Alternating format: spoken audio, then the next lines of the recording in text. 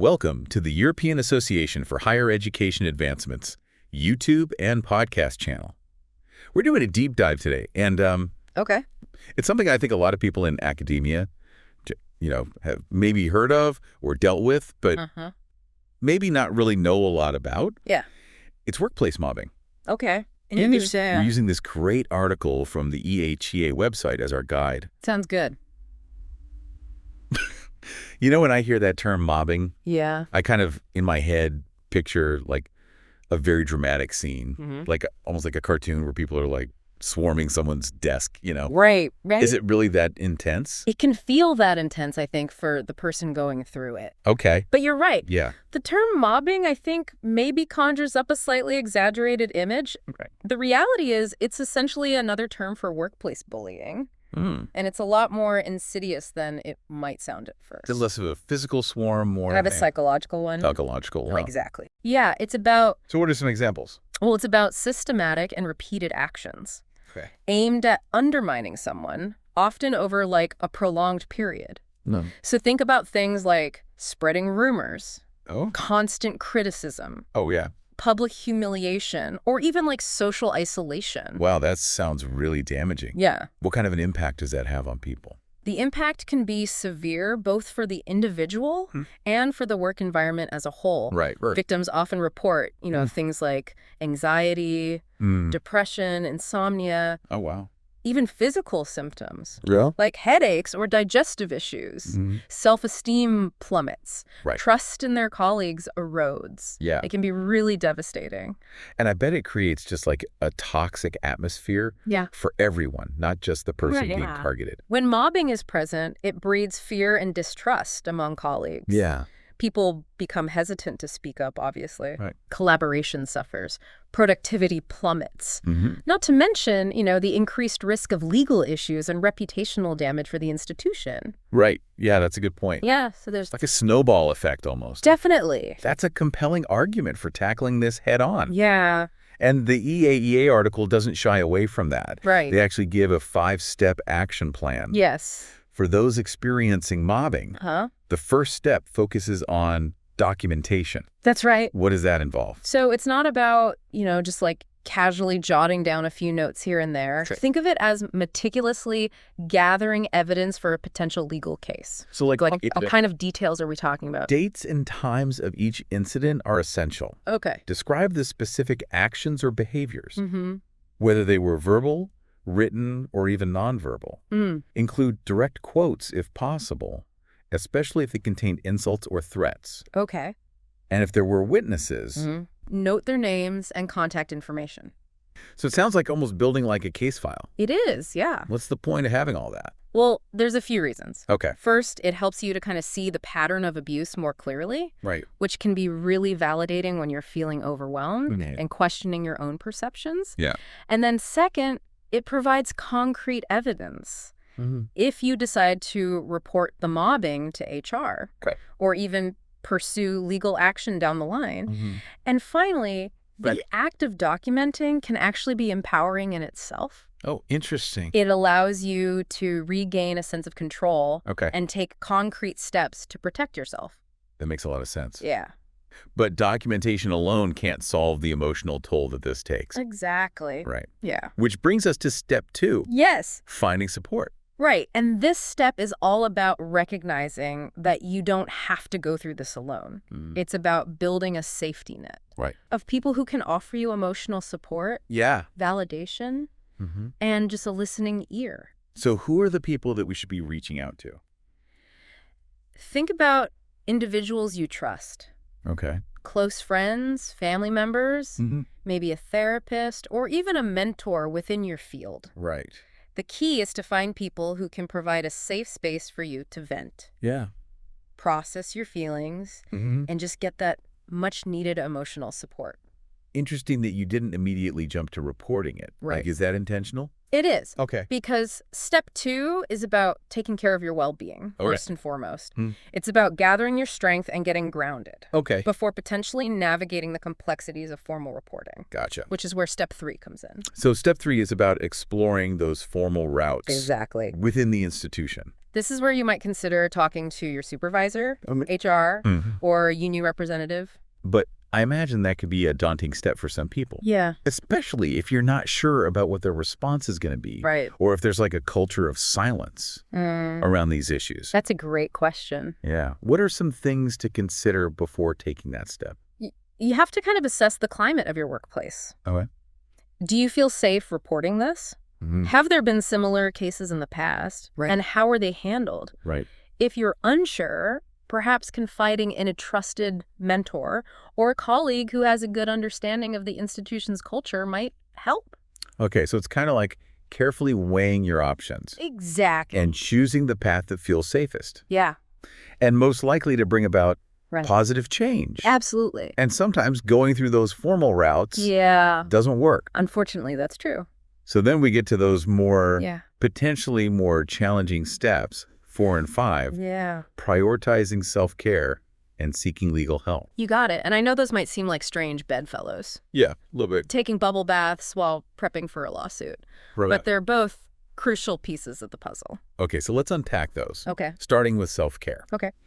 Why is that so important in a situation like this? Well, remember that impact we talked about earlier. Yeah. The anxiety, the depression, the sleeplessness. Right. Self-care is about actively counteracting those negative effects. Okay.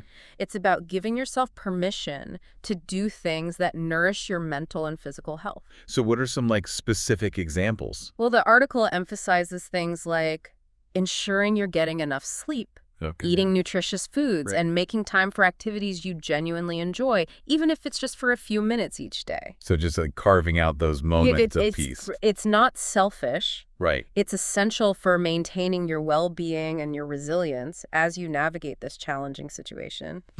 Okay. And then step 5, seeking legal help. That's definitely a heavier topic. It is. It's definitely a last resort. When does that become necessary? If the mobbing continues despite your efforts to address it internally, Okay. or if it escalates to a point where your health or safety is seriously at risk, Right. then seeking legal counsel becomes essential. Where would someone even begin to look for legal help with something like this? There are a few avenues you can explore. Okay. You can start by looking for attorneys who specialize in employment law or discrimination cases. Okay. There are also organizations that focus specifically on workplace bullying and harassment, and they often provide legal referrals Okay. or even free legal aid in some cases. So I imagine finding those specific resources Yeah. would take Yeah, it would require. a little more research depending on where you are and what your situation is. Right, exactly. But the key takeaway here is you don't have to face this alone. You don't. There are people and organizations out there who can help you navigate this complex and often emotionally draining process. Right. Seeking help is not a sign of weakness. Right. It's a sign of strength Yeah. and a commitment to protecting your well-being. That's a really powerful message. Yeah. Just knowing that there are options and having a plan, I think, can make all the difference. It's about reclaiming your agency and taking control back from a situation that has likely left you feeling quite helpless. I love that framing Yeah. of going from being a victim to being an active participant in your own healing Yeah, absolutely. and in creating a safer work environment. Yeah. And that leads us to, I think, a really important question. Okay. How can we move beyond just reacting to mobbing Right. and start preventing it from happening in the first place? Yeah, that's a big question. What can individuals and institutions do to create a culture where this just isn't tolerated? That's a great question, and one that we'll definitely delve into as we continue this deep dive. Okay. But before we do that, I think it's a good time to take a pause and let everything we've discussed so far sink in. Okay. We've covered a lot of ground, from understanding the devastating impact of mobbing Right. to exploring those practical steps for individuals who are experiencing it. Okay. That was good. When we come back, Yeah. we'll shift gears and explore what we can all do to create a more positive and supportive environment where mobbing is not tolerated. Okay. I'm looking forward to that. You know, it's interesting. We often focus on reacting to mobbing when it happens. Right. What if we shifted our mindset to prevention? Okay. What can we do to create workplaces Right. where this behavior just isn't tolerated? That's a great point. Yeah, Like they say, an ounce of prevention is worth a pound of cure. exactly. But where do we even begin with something as insidious as mobbing? I think awareness is the foundation. Okay. We need open dialogues about what mobbing is, how it manifests, Right. and its devastating impacts. Yeah. People need to be able to recognize the signs. Okay. Both in themselves and in others. So education is key. Yes. Are we talking like workshops, training programs, things like that? Absolutely. Okay. Institutions can implement training programs for both staff and faculty, Oh, focusing on recognizing and addressing bullying behavior. right. These programs could outline clear expectations, reporting mechanisms, Right. and conflict resolution strategies. But just training alone doesn't necessarily change behavior, right? Right. It seems like it needs to be coupled with a larger shift Yeah. in the overall culture of the institution. Absolutely. Spot on. So how do you do that? Well, it's about cultivating a culture of respect, Okay. open communication, Mm-hmm. and empathy. Yeah. We need to encourage a sense of community and collaboration But where people feel safe speaking up right. and addressing conflicts constructively. And I imagine leadership plays a huge role in that. Huge role. Absolutely. Okay. Leaders need to walk the talk. They need to model respectful behavior, Right. be approachable, Yeah. and take a firm stance against any form of bullying. Right. They also need to respond effectively to complaints Okay. and ensure fair investigations. So it's about creating a space where people feel heard Yes, and they believe that their concerns are going to be taken seriously. exactly. That No. sense of trust is paramount. Right. There needs to be a clear and accessible process for reporting mobbing. Mm-hmm. And individuals need to feel confident that their reports will be handled confidentially Right. and with fairness. So it's not just about having a policy. Right. It's about making sure it's actually effective and that people trust it. Precisely. Yeah. But even with the best policies and leadership, Yeah. disagreements are bound to arise. Of course. Yeah. How can institutions equip individuals to navigate those disagreements in a healthy way? That's a great question. Yeah, It seems like conflict resolution skills are important here. absolutely essential. Providing training on conflict resolution skills can equip individuals with the tools to communicate their needs assertively, Okay. listen actively to others, Right. and find mutually agreeable solutions. Right. It's about turning those potentially harmful conflicts Mhm. into opportunities for growth and understanding.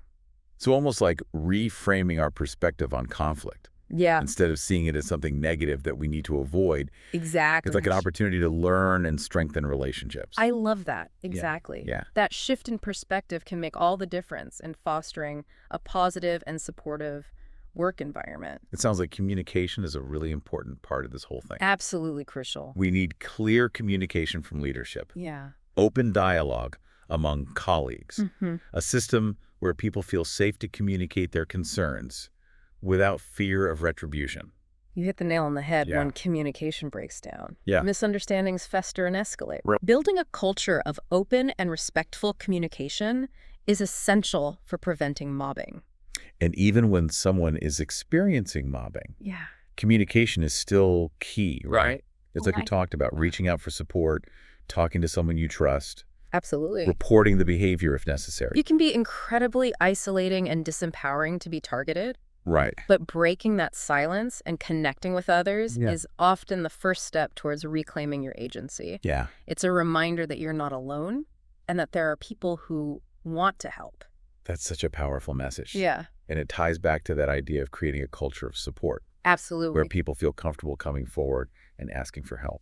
And it's about moving beyond simply offering support Yeah. to actually creating a culture of accountability. Okay. We need to move away from the boys will be boys mentality Right. and hold individuals accountable for their actions, Okay. regardless of their position or status within the institution. So creating a system where there are real consequences Exactly. for those who engage in this behavior. And it's about ensuring those consequences are applied consistently and fairly, Right. regardless of who the perpetrator or the victim might be.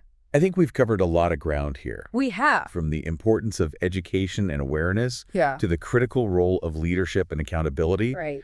It's clear that preventing mobbing requires a multifaceted approach Absolutely. that addresses both individual behaviors and the overall culture of the institution. It's an ongoing process Mhm. that requires commitment and vigilance from everyone involved. Right. But the benefits are undeniable. Yeah. Creating a work environment where individuals feel safe, respected, and valued is essential for both individual well-being and institutional success.